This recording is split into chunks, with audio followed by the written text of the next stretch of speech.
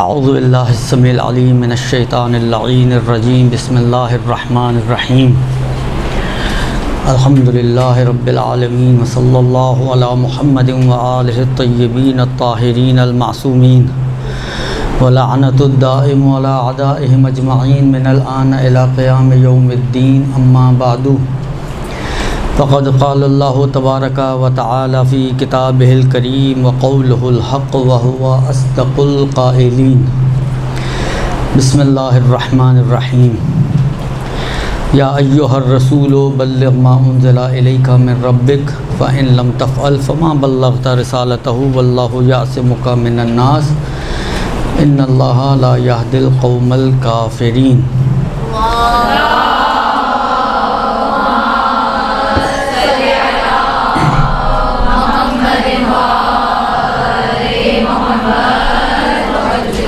وقال ایضا اليوم اکملت لکم دینکم واتممت علیکم نعمتی ورضیت لکم الاسلام دینا۔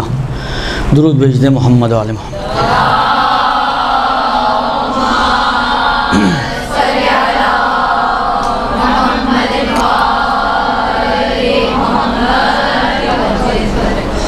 یہ دو آیات شریفہ آپ کے سامنے میں نے تلاوت کی ہیں۔ آیات بھی آپ کی جانی پہچانی ہیں، اور ان آیات کے بعد یہ بھی شاید بتانے کی ضرورت نہیں کہ موضوع کیا ہے۔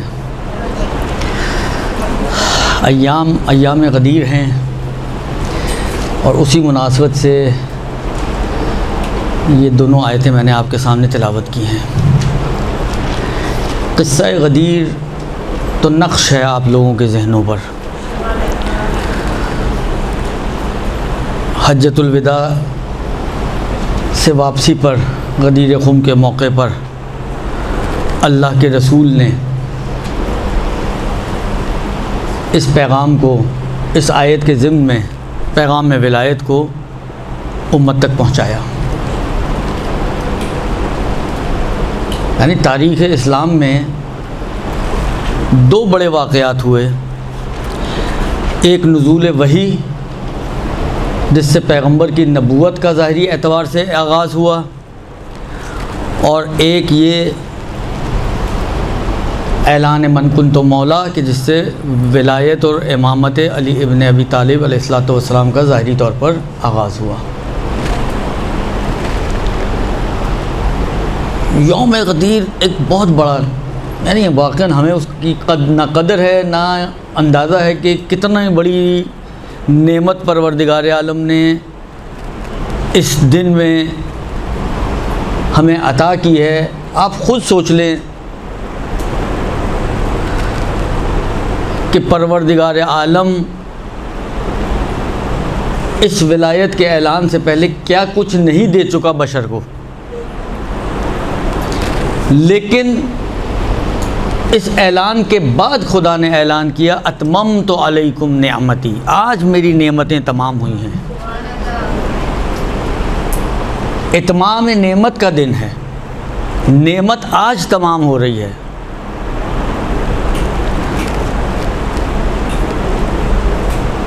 آسمان والے اس غدیر کو زمین والوں سے زیادہ آشنا ہیں۔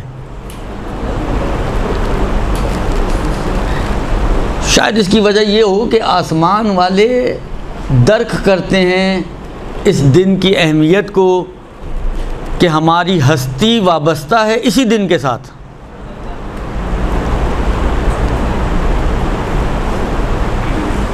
لہٰذا اس دن کے بارے میں بہت زیادہ تاکید کی گئی ہے۔ یعنی عجیب روایتیں ہیں اس دن کے فضیلت اہمیت کے حوالے سے۔ ایک روایت کا جملہ ہے کہ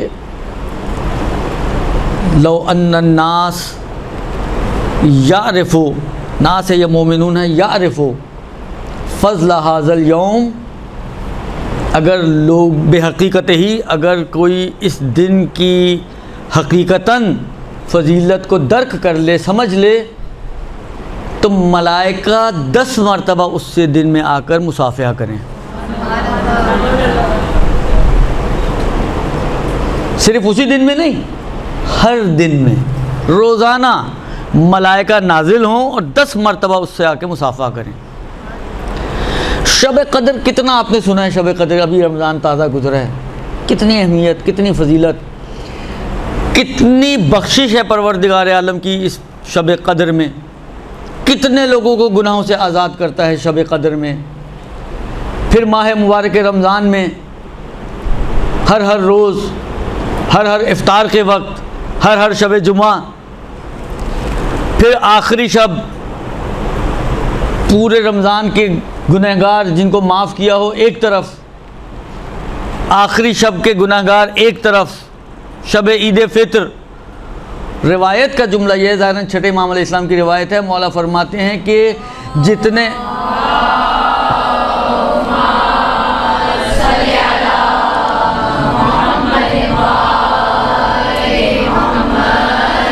جتنے لوگوں کو پروردگار عالم رمضان میں، شبۂ قدر میں، شب عید فطر میں آتش جہنم سے آزاد کرتا ہے، اس سے دوگنے غدیر کے موقع پہ پروردگار عالم آزاد کرتا ہے.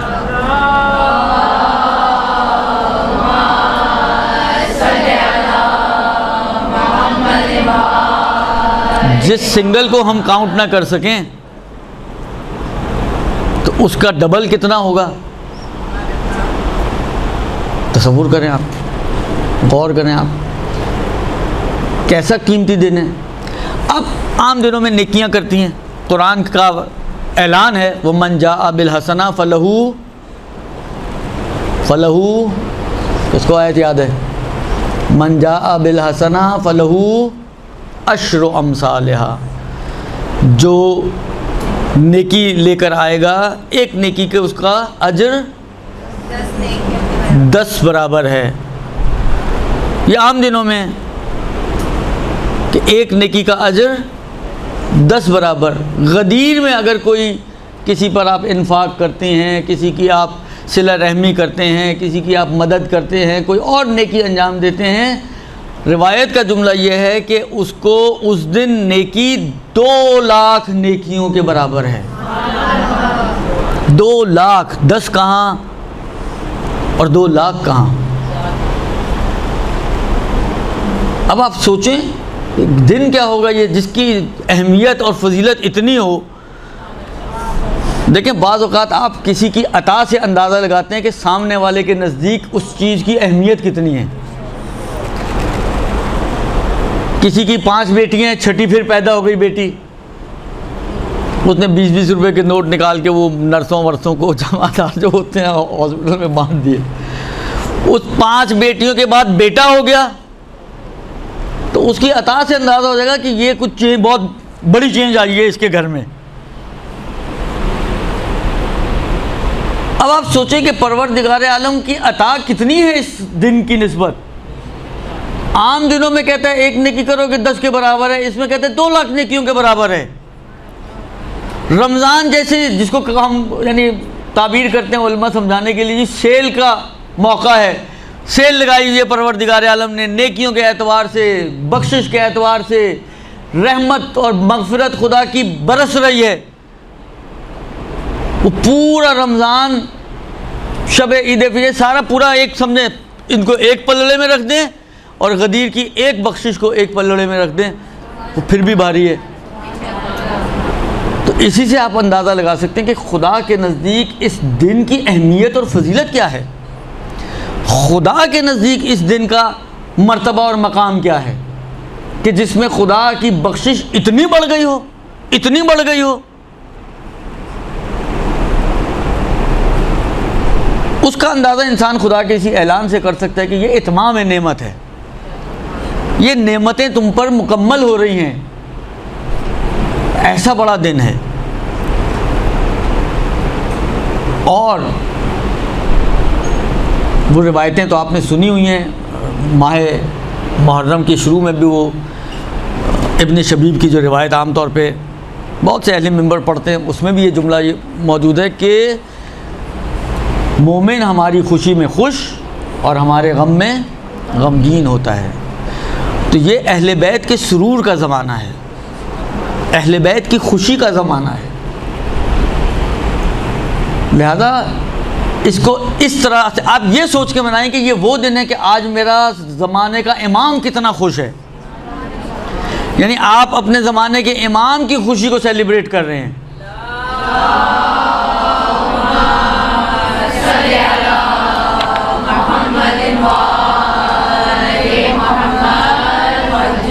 امیر المومنین جمعے کا دن ہے، خطبہ دے رہے ہیں، غدیر کا موقع ہے، اتفاق سے غدیر کا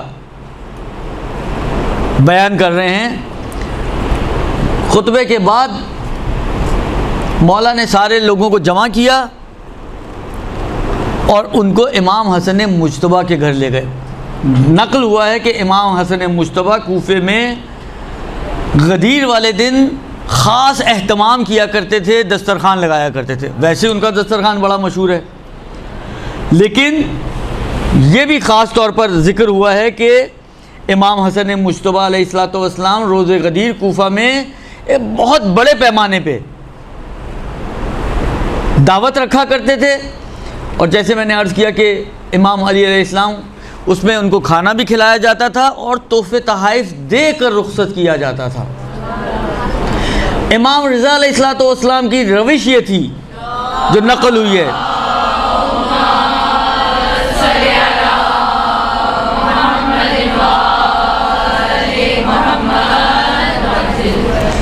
کہ مولا جو ہے جو غدیر پر مولا سے ملاقات کے لیے آیا کرتا تھا، مولا اس کو روک لیا کرتے تھے، کھانا کھلائے بغیر نہیں بھیجتے تھے. اس دن کھانا کھلانے کی بھی عجیب فضیلت ہے. ابھی انشاءاللہ اگر موقع آیا تو یہ عرض کرتا ہوں ابھی وہ روایت بھی آپ کی خدمت میں. کتنا اجر و ثواب ہے کسی ایک مومن کو کھانا کھلانے کا اتنا اجر و ثواب بیان ہوا ہے. اب آپ سوچیں آپ نے ایک دعوت رکھی، 10 12 25 30 مومنین کی دعوت کر دی آپ نے. دیکھیں ہماری مشکل یہ ہے کہ ہم لوگ بعض چیزوں کو بہت ہلکا لیتے ہیں. اچھا اہمیت بھی دیتے ہیں تو ہمارا جس کو کہتے ہیں نا کہ انداز یہ ہے کہ ہم اپنوں کو چھوڑ کر پرایوں پر انفاق کرنے کی زیادہ اہمیت دیتے ہیں. یہ وہ دن ہے کہ آپ ایک ہی دن میں ایک ہی دعوت اطعام مومن بھی ہو جائے گا، اپنے بہن بھائیوں رشتہ داروں کو بلائیں، صلہ رحمی بھی ہو جائے گی.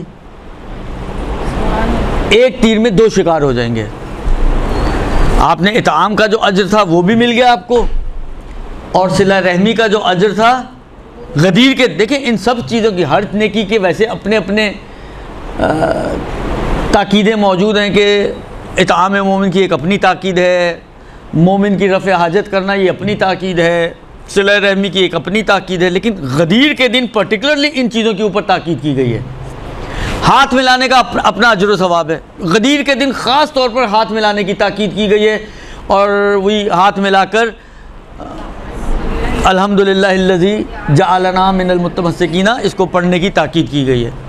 تو اگر آپ رشتہ داروں کو بلا لیں، اپنے بہنوں کو، بھائیوں کو، اور کوئی اقربا میں سے جو آپ کے صلہ رحمی کے دائرے میں آتے ہیں، موجود ہیں آپ کے شہر میں، دعوت کرنی ہی ہے، کھانا کھلانا ہی ہے، ان کو بلا لیں.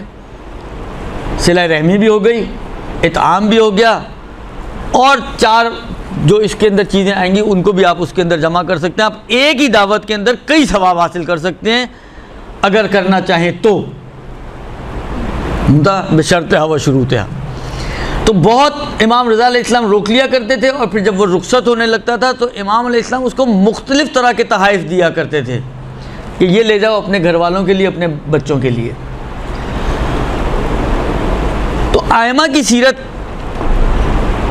بہت زیادہ اس بات پر قائم ہوئی ہے کہ ائمہ اس دن کو اہمیت دیا کرتے تھے، منایا کرتے تھے، تحفے تحائف دیا کرتے تھے، کھانے کھلایا کرتے تھے.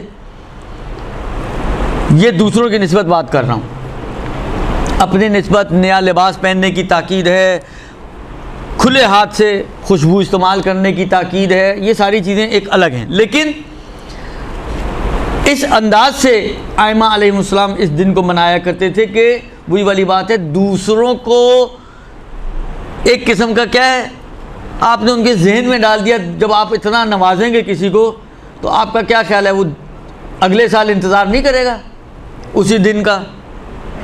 یہی کام کم سے کم اپنے بچوں کی نسبت، اپنے گھر کے بچوں کی نسبت، اپنی فیملی کے بچوں کی نسبت کریں.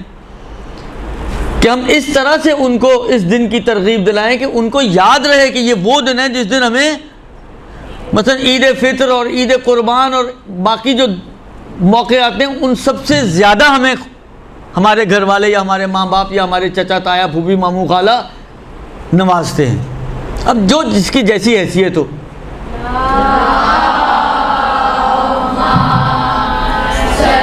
چلتے چلتے بند ہو جاتا.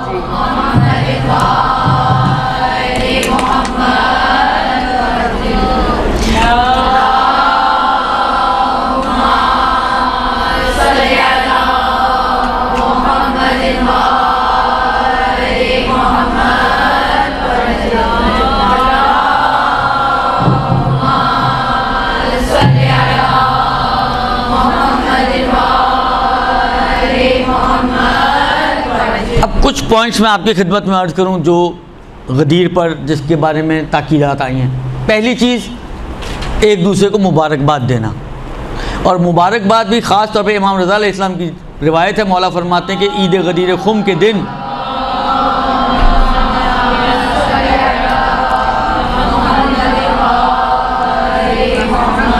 ایک دوسرے کو مبارکباد دو, اور جب بھی مبارکباد دو تو ساتھ ساتھ یہ جملے بھی دہراوی الحمدللہ الذی جعلنا من المتمسکین بولایت امیر المومنین والائمہ سلام اللہ علیہم. یہ ایک. دوسری چیز اپنی خوشی کا اظہار کریں. دل میں خوش ہیں آپ, کس کو پتہ چلا آپ خوش ہیں؟ خوشی کا اظہار کریں آپ. اور وہ روایتیں بھی ہیں کہ ہماری خوشی میں خوش اور ہمارے غم میں غمگین, ان سے بھی استفادہ ہوتا ہے. اور امام صادق علیہ السلام فرماتے ہیں کہ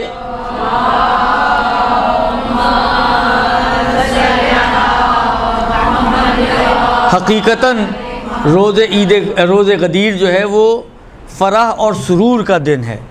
اور اسی طریقے سے امیر المومنین بھی فرماتے ہیں کہ عید غدیر کے دن اظہار خوشی اور مسرت کا اظہار کرو, اور مسلمان لوگوں کو خوش کرو, یعنی اپنے اطراف میں جو مومنین موجود ہیں ان کو خوش کرو. مصافحہ کرنا, وہی ہاتھ ملانا, اس کی بھی بہت زیادہ تاکید کی گئی ہے. مولا فرماتے ہیں کہ عید غدیر جب ایک دوسرے سے ملاقات کرو تو ایک دوسرے سے مصافحہ کرو. اب دیکھیں مصافحہ کرو آیا تو ہے روایت میں. اب یہ نہیں کہ محرم نامحرم ساری قید و قیود چھوڑ کے آپ کہیں نہیں. آغا سر نے کہا تھا ہاتھ ملانے کا بہت اجر و ثواب ہے. وہ جو اپنی حدود اور قیود ہیں وہ اپنی ساتھ موجود ہیں. محرم نامحرم کی جو پابندی ہے وہ اپنی جگہ پہ موجود ہے, درست. اسی طریقے سے مصافحے کے وقت بھی یہ اس ذکر کی جو ہے وہ تاکید کی گئی ہے.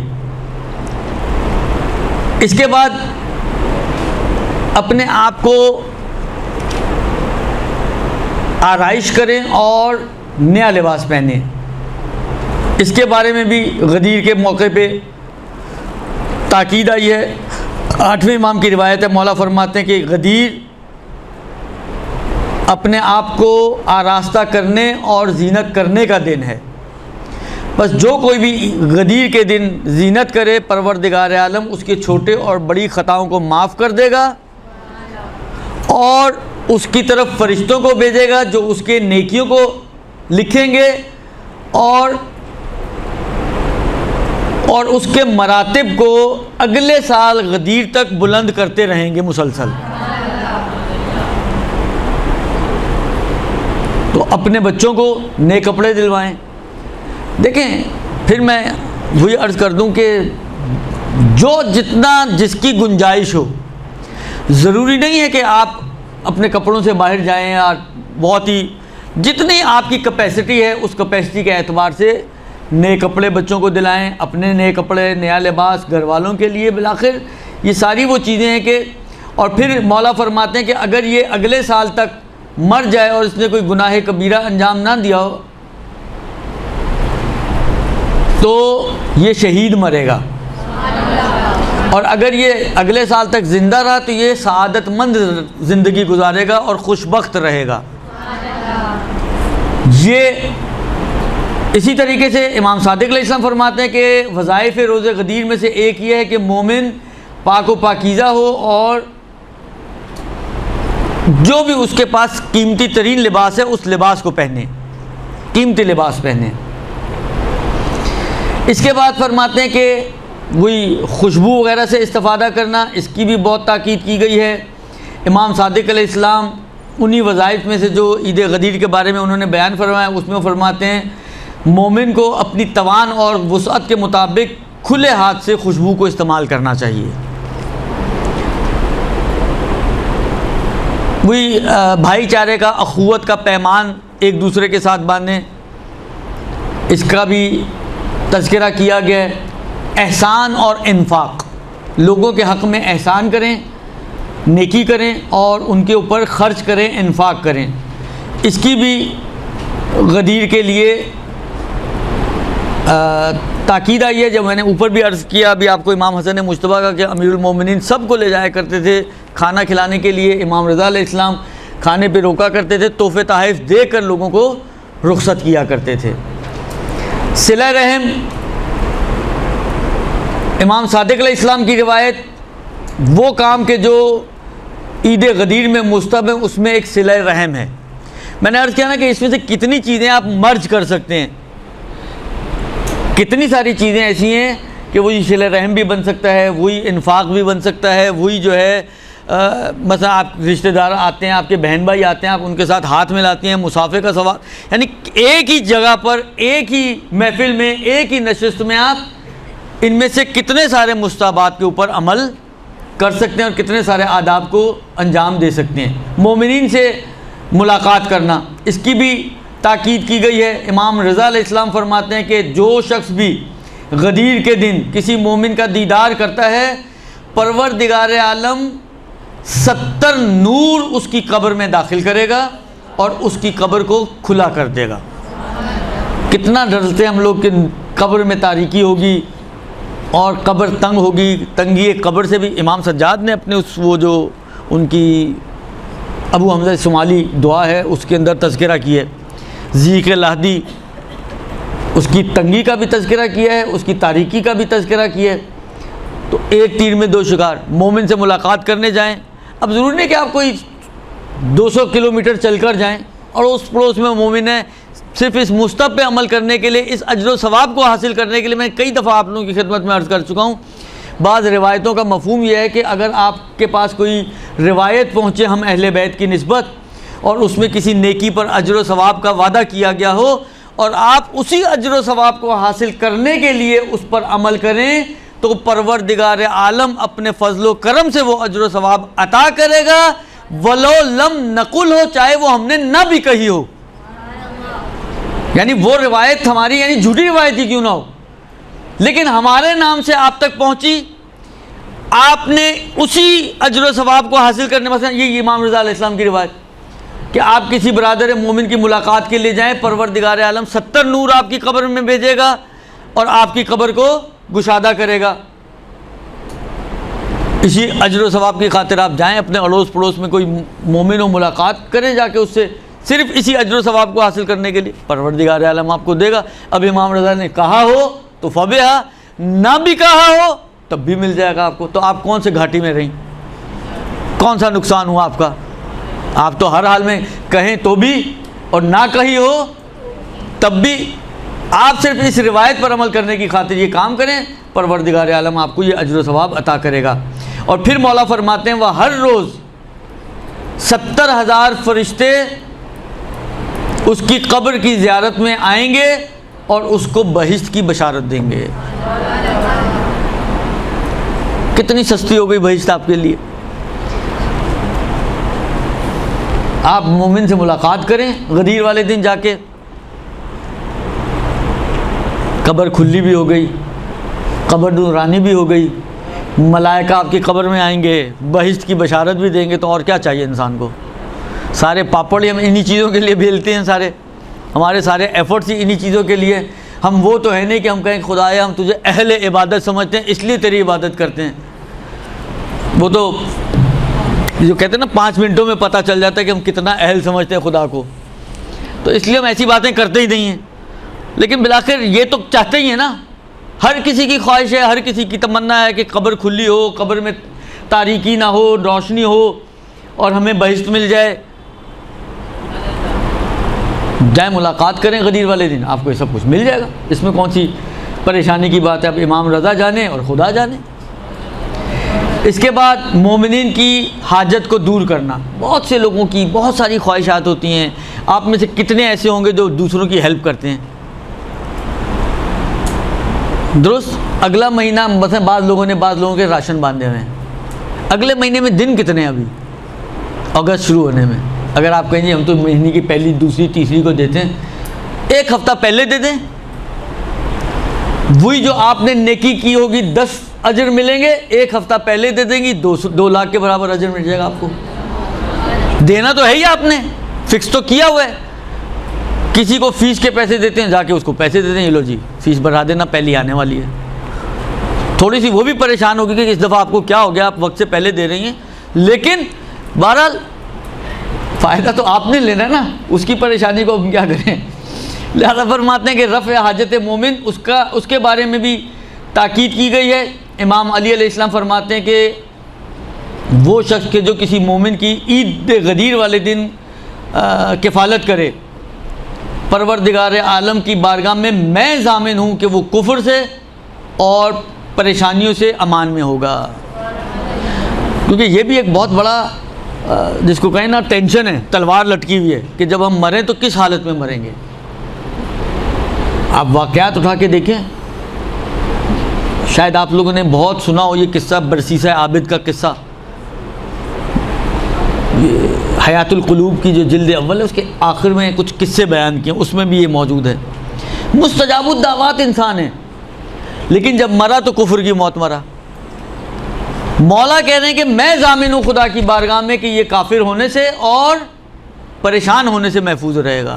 اب جس کے ضامن علی ابن ابی طالب جیسی ہستی ہو، میں اور آپ ضمانت دیتے ہیں تو لوگ تھوڑے سے اپنے آپ کو ٹینشن فری سمجھتے ہیں، جبکہ میری اور آپ کی کیا اوقات ہے؟ وہ مالک کائنات، مالک حقیقی تو پروردگار عالم ہے، لیکن وہ من الناس من یشری نفسہ ابتغاء مرضات اللہ واللہ رؤوف بالعباد، جو مرضی الہی کا مظہر ہو، وہ اگر کسی کو ضمانت دے تو پھر تو اس کو تو بالکل ہی ٹینشن فری ہو جانا چاہیے ان چیزوں سے۔ اسی طریقے سے غسل کرنے کی تاکید آئی ہے، اجتماعات برقرار کرنے کی تاکید آئی ہے، اور دعا، روزہ، نماز وغیرہ یہ سب کچھ آیا ہے۔ روایت کا جملہ یہ ہے کہ امام فرماتے ہیں، امام صادق علیہ السلام، یہ عید یعنی عید غدیر، عید قربان اور عید فطر سے بھی بڑی عید ہے۔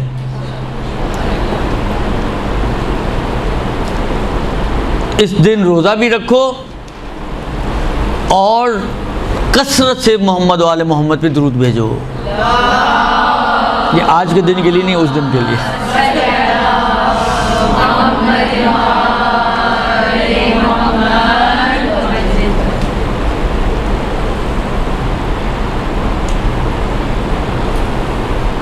روزے کی کافی تاکید ہے اس دن روزہ رکھنے کی۔ ایک روایت عرض کر دوں، امام صادق علیہ السلام فرماتے ہیں کہ عید غدیر کے روزے کے اجر و ثواب کے حوالے سے کہتے ہیں، اس دن روزہ رکھنا پوری عمر جو آپ کی دنیا میں ہے اس عمر کے برابر روزہ رکھنے کا اجر و ثواب ہے۔ ایک روزہ پوری زندگی کے روزے کا اجر و ثواب رکھتا ہے۔ اور بعض روایتوں میں ہے کہ اس دن کا روزہ 60 سال کے گناہوں کا کفارہ ہے، آپ کے 60 سال کے گناہ پروردگار عالم معاف کر دیتا ہے۔ کسی کو افطار کرانا، جو شخص عید غدیر کی افطار کسی ایک مومن کو کرائے، گویا اس نے 10 لاکھ افراد جو پیغمبروں میں سے ہوں، شہیدوں میں سے ہوں، صدیقین میں سے ہوں، ایک شخص کو افطار کرانا 10 لاکھ انبیاء، شہداء، صدیقین کو افطار کرانے کا اجر و ثواب ہے۔ اور اب آپ خود سوچ لیں کہ اگر کوئی متعدد لوگوں کو کروائے تو اس کا کیا اجر و ثواب ہوگا۔ پھر مولا فرماتے ہیں کہ اس کے بارے میں بھی فرماتے ہیں کہ میں ضامن ہوں خدا کی بارگاہ میں، یہ بھی مولا کی روایت ہے، کہ یہ کفر سے اور فقر سے آسودہ رہے گا، اور اگر اسی دن یا اسی روز مر گیا تو اگلی غدیر تک مر گیا تو پروردگار عالم اس کو اس کا اجر و ثواب دے گا۔ تو خلاصہ یہ کہ اس دن اطعام کا بھی اور افطار کا بھی بہت ثواب ہے۔ اطعام کا الگ ہے، اطعام بھی ان وظائف میں سے جو امام صادق نے بیان کیے غدیر کے حوالے سے، اس میں ایک اطعام بھی ہے کہ کھانا کھلانا، مثلا دن میں کھانا کھلانا، اس کے بارے میں بھی یہ ہے کہ مثلا انبیاء کو کھانا کھلانے کے برابر ہے۔ اظہار براءت از دشمنان امیر المؤمنین، اس کا سب سے آسان چیز غدیر والے دن دعائے صنمی قریش پڑھیں۔ وہ دعائے صنمی قریش امیر المومنین ہی کی تعلیم کردہ دعا، اور براءت نامہ ہے امیر المومنین کا اپنے جبت و طاغوت سے جو بڑے دشمن تھے امیر المومنین کے، اور ان کی دو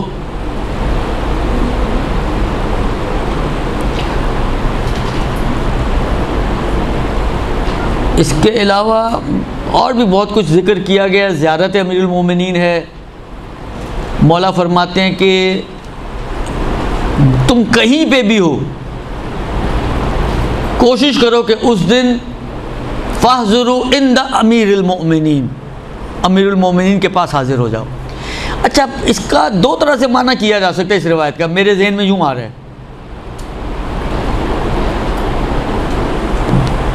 شاید بہت ہی ظاہری معنی اگر دیکھیں جو بہت ہی روشن ہو وہ تو شاید یہی ہے کہ کیوں آیا فاحضروا عند امیر المؤمنین، فاحضروا عند امیر المؤمنین، کہیں پہ بھی ہو امیر المومنین کی بارگاہ میں حاضر ہو جاؤ۔ تو ایک معنی تو امیر المومنین کی بارگاہ میں حاضر ہو جاؤ، ظاہری معنی جو بہت ہی روشن سمجھ میں آتا ہے وہ یہ کہ نجف پہنچ جاؤ، تو آپ پہنچ گئے عند امیر المومنین۔ لیکن ایک چھوٹا سا احتمال میرے ذہن میں آ رہا ہے، کیونکہ اس میں ہر شخص کو مخاطب کیا گیا نا، کہیں پہ بھی ہو، لیکن تو ہر شخص میں تو اتنی وسعت نہیں ہوتی کہ وہ کہیں پہ بھی ہو وہ امیر المومنین تک پہنچ جائے، یا جس طرح آج کے زمانے میں فلائٹس کی پریشانیاں چل رہی ہیں آپ امیر المومنین تک پہنچ جائیں، تو شاید ممکن ہے یہ بھی مراد ہو کہ کہیں پہ بھی ہو اپنے آپ کو کم سے کم امیر المومنین سے مربوط کر لو، امیر المومنین کو اپنے ذہن میں حاصل کر لو۔ شاید میں پھر کہہ رہا ہوں کہ یہ بہت ظاہری معنی نہیں ہے، ایک ایسی سب میں ضعیف سا احتمال میرے ذہن میں یوں آ رہا ہے کہ شاید ممکن ہے یہ بھی مراد ہو، کیونکہ علی الاطلاق سب کو مخاطب کر کے مولا یعنی اس روایت میں آیا ہے۔ تو تم اپنے آپ میں مولا کو حاضر کر لو، گویا تم امیر المومنین کی خدمت میں ہو۔ امام علی النقی نے ان کی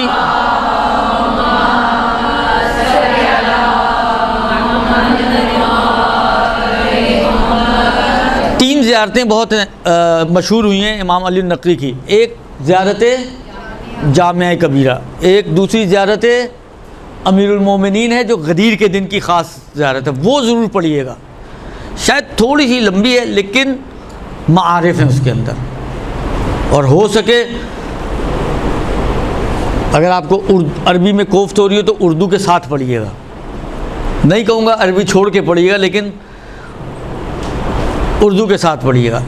اور ایک شہداء کی زیارت ہے، شہداء کربلا کی، تو وہ زیارت سمجھے معارف کا دریا ہے، اس کو پڑھیے گا، ورنہ اور کچھ نہیں تو ایک زیارت امین اللہ پڑھ کے امیر المومنین کی ذات گرامی قدر کو ہدیہ کر دیجیے گا۔ خلاصہ کسی بھی طریقے سے اپنا ارتباط امیر المومنین سے برقرار کریں۔ دعائے ندبہ 4 عیدیں، ان میں سے ایک عید غدیر جو سب سے اہم ترین عید ہے، اس میں بھی سفارش کی گئی ہے دعائے ندبہ کو پڑھنے کی۔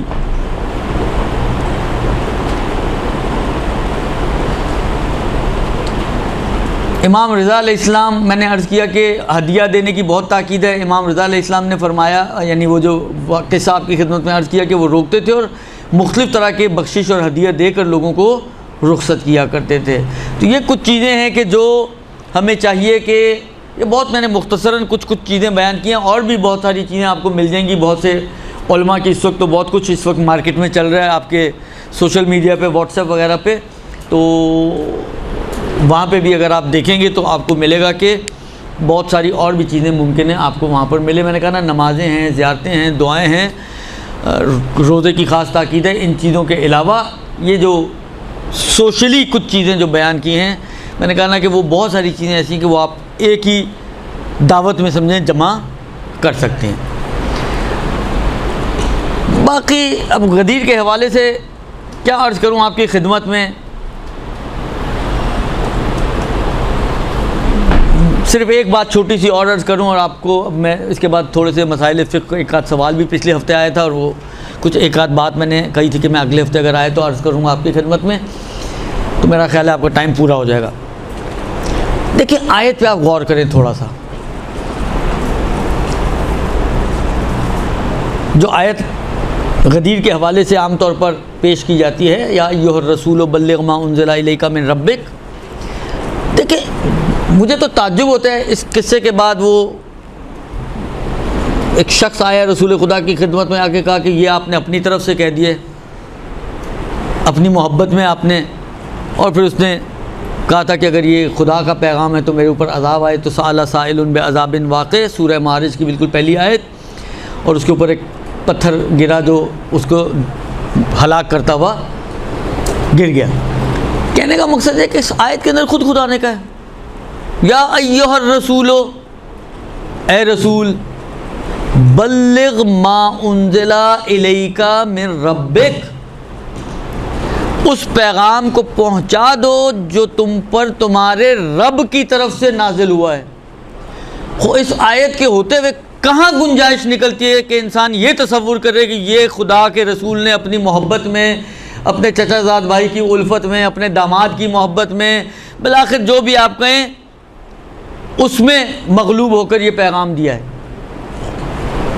قرآن کی آیت نہیں ہے مگر یہ آیت کا جملہ نہیں ہے مگر یہ، یعنی اس کے ہوتے ہوئے کوئی گنجائش بنتی ہے. من ربک، خود خدا نے کہا ہے کہ جو پیغام تجھے تیرے رب سے تیرے اوپر نازل ہوا ہے وہ پیغام لوگوں تک پہنچا دے. اچھا آگے قرآتی نے، محسن قرآتی نے ایک طریقہ اپنایا یہ ثابت کرنے کے لیے پیغام امامت ہے. کہتے ہیں اس لیے کہ دیکھیں اس سے پہلے نماز، روزہ، حج پہ تو واپس آ رہے ہیں نا، نماز، روزہ، حج، زکوٰۃ، جہاد، یہ ساری چیزیں، شراب کی حرمت، خمر، جھوٹ کی حرمت، زنا کی حرمت، یہ سارا یعنی تقریباً دین پہنچ چکا ہے. آفیشیلی اگر کوئی چیز نہیں پہنچی تو وہ ایک چیز تھی، وہ امامت تھی. اور اب خدا کہہ رہے کہ وہ پیغام جو خدا نے دیا وہ پہنچا دے. اس کا مطلب کیا ہے؟ جو پیغام خدا کی طرف سے تجھ پر نازل ہو چکا ہے وہ پہنچا دے. اگر کوئی ایسا پیغام ہوتا جو پہلے سے پہنچایا جا چکا ہوتا تو تعبیر یہ صحیح نہیں تھی، اس لحن سے خدا نہ کہتا، کیونکہ آگے سے اللہ کے رسول کہہ سکتے تھے نا خود یا اللہ میں تو پہنچا چکا. تو اللہ کے رسول نے نہیں کہا کہ میں پہنچا چکا، بلکہ اس پیغام کی، اس آیت کے نازل ہونے کے بعد پھر یہ اعلان کیا کہ من کنت مولا فہذا المولا. خود یہ بہت بڑی روشن قرینہ ہے اس بات کے اوپر کہ وہ پیغام امامت اور ولایت امیر المومنین تھا.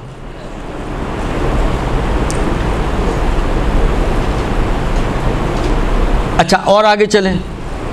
یا ایھا الرسول بلغ ما انزل الیک من ربک فإن لم تفعل وما بلغت رسالتہ.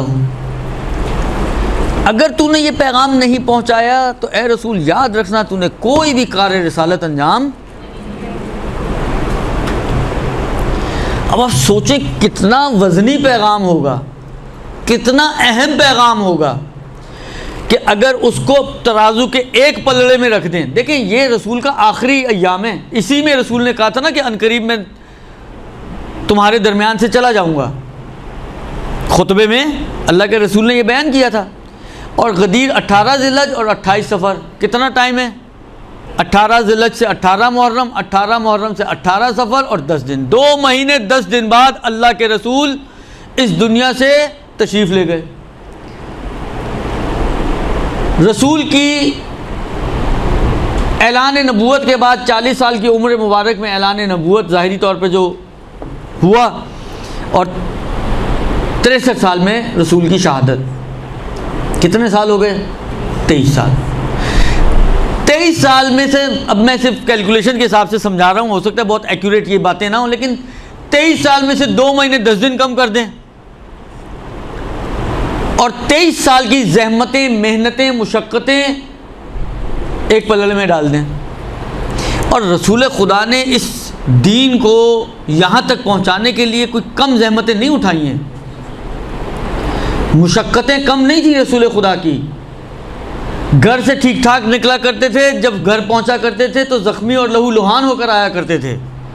کبھی کچرا ڈالا گیا رسول خدا کے اوپر، کبھی راستے میں کانٹے بچھائے گئے ہیں، کبھی تانے، کبھی ساحر، کبھی اپنا شاعر، کبھی کیا۔ یہ چیزیں دیکھیں، آپ اپنے معاشرے کے حساب سے بعض چیزوں کو جج نہ کریں۔ آپ نے کسی کو شاعر کہہ دیا تو کیا ہوا، کون سی بڑی ایسا ہو گیا؟ اس ماحول کو، اس معاشرے کو ذہن میں رکھیں کہ جن میں یہ باتیں کہی جا رہی تھیں، اس کے حساب سے کتنا بڑا تانا ہوا کرتا ہوگا۔ یہ جہاں سے آپ گزرے، کوئی آپ کو تانا دے تو گزرنا انسان کا دوبر ہو جاتا ہے۔ دیکھیں، جسمانی ٹارچر سے زیادہ مشکل ذہنی ٹارچر ہوتا ہے۔ رسول خدا نے جسمانی مشکلات بھی تحمل کی ہیں اور ذہنی مشکلات کو بھی تحمل کیا ہے، اور اللہ نے کتنی آسانی سے کہہ دیا، اے رسول یہ پیغام نہیں پہنچایا، کچھ بھی نہیں کیا، سارا کچھ اٹھا کے ایک پلڑے میں اور یہ پیغام ایک پلڑے میں۔ تو اب کچھ ڈھونڈنے ہم ایسی کوئی چیز کہ اگر وہ نہ ہو تو سارا دین ہی برباد ہو جاتا ہو۔ کوئی تو ایسی چیز ہونی چاہیے نا جو روایتوں میں بیان ہوئی ہو کہ دیکھو اگر یہ نہیں ہے تو نہ تمہاری نماز ہے، نہ تمہارا روزہ ہے، نہ تمہاری کوئی اور عبادت ہے۔ تو وہ فقط ایک ہی چیز نظر آتی ہے کہ بنی الاسلام علی خمس، اسلام کو 5 چیزوں پر بنیادیں رکھی گئی ہیں: الصلاۃ والزکوٰۃ والصوم والحج والولایہ، نماز ہو، روزہ ہو، حج ہو، زکوٰۃ اور ولایت علی ابن ابی طالب۔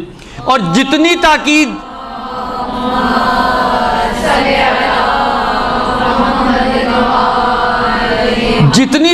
ولایت کی گئی ہے، کسی اور چیز کی اتنی تاکید نہیں کی گئی۔ لہٰذا اللہ کے رسول نے کہا کہ اے علی، اگر کوئی شخص تیری محبت کو اپنے دل میں نہیں رکھتا، نوح جتنی عمر ہو اور وہ رکن و مقام کے درمیان ساری رات کھڑا ہو کے نمازیں پڑھتا رہے، سارا دن روزہ رکھتا رہے، صفا اور مروہ کے درمیان صحیح کرتے ہوئے مظلومانہ طور پر اس کو شہید کر دیا جائے، اس کی کوئی عبادت قبول نہیں ہے۔ تو اب سمجھ میں آتا ہے کہ وہ کون سی چیز ہے کہ جو اتنی وزنی ہے کہ پورا دین ایک طرف اور وہ اکیلی چیز ایک طرف، وہ ہے ولایت ائمہ علیہم الصلاۃ والسلام۔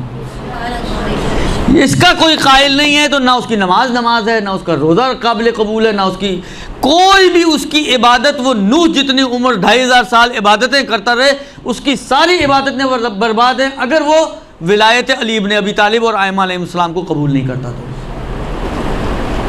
وہ جو جملہ ہے، یہ سمجھیں یہ روایت اس جملے کی وضاحت ہے کہ ان لم تفعل فما بلغت رسالتہ واللہ یعصمک من الناس۔ کھٹکا بھی ہے رسول کے دل میں کہ شاید لوگ نہ مانیں ان کی بات کو۔ خدا نے کہا تم فکر نہیں کرو، اللہ تمہاری ساتھ ہے، تمہاری حفاظت کرنے والا ہے، تمہیں بچانے والا ہے۔ اور یہ جملہ بڑا عجیب و غریب ہے، ان اللہ لا یہدی القوم الکافرین۔ موقع کب کا ہے؟ یہ آیت جو نازل ہوئی ہے کب نازل ہوئی ہے؟ حج کے موقع پر۔ حج کے موقع پر روکا کس کو اللہ کے رسول نے؟ حاجیوں کو۔ اس سے پہلے سورہ براءت کا اعلان ہو چکا ہے، کافروں کا اس سرزمین میں داخلہ ممنوع ہو چکا ہے، یعنی اس ممنوع ہونے کے بعد تو اس سرزمین میں جو ہوں گے وہ کون ہوں گے؟ خدا پھر کیا کہہ رہا ہے؟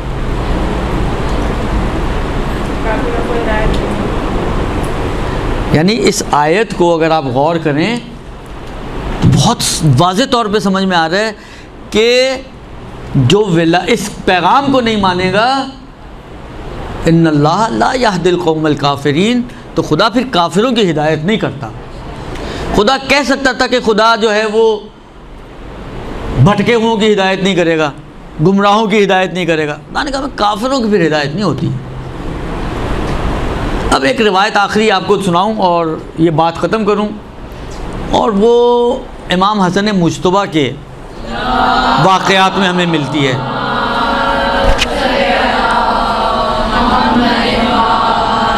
اب قصہ مفصل ہے، میں شارٹ کر کے آپ کی خدمت میں عرض کروں۔ کسی جاننے والے ماننے والے قریبی ساتھی نے امام پر اعتراض کیا کہ یہ آپ نے کیا کیا، کس کے ساتھ سلوک کر لیا آپ نے؟ تو اس موقع پہ پہلے تو امام نے تمہیداً کچھ باتیں کہیں، پھر اسی کے اندر یہ جملہ ہے کہ میرا فعل رسول خدا کے فعل کی طرح ہے، فرق صرف اتنا ہے کہ رسول خدا نے جن سے صلح کی تھی وہ کافر تھے بالتنزیل، اور میں نے جن سے صلح کی ہے وہ کافر ہیں بالتاویل، یعنی وہ ظاہری کافر، یہ جس کفر کی بات ہو رہی ہے ظاہری کفر کی بات نہیں ہو رہی ہے، درست؟ بس یہ ہے ولایت علی بن ابی طالب، کہ جو اس ولایت کو قبول نہ کرے تو پھر وہ باطنی طور پر اپنے آپ کو کم سے کم مسلمان نہ سمجھے۔ یہ تو غدیر کی مناسبت سے کچھ باتیں تھیں جو آپ کی خدمت میں عرض کر دیں۔ خدا سے یہی دعا ہے کہ پروردگار انشاءاللہ ہمیں اس مبارک دن میں ان افراد میں سے قرار پائے دے کہ جن کو خدا آتش جہنم سے نجات دینے والا ہے، اور اس دن کی تمام رحمتیں، برکتیں، فضل، کرم ہم سب کے شامل حال فرمائے۔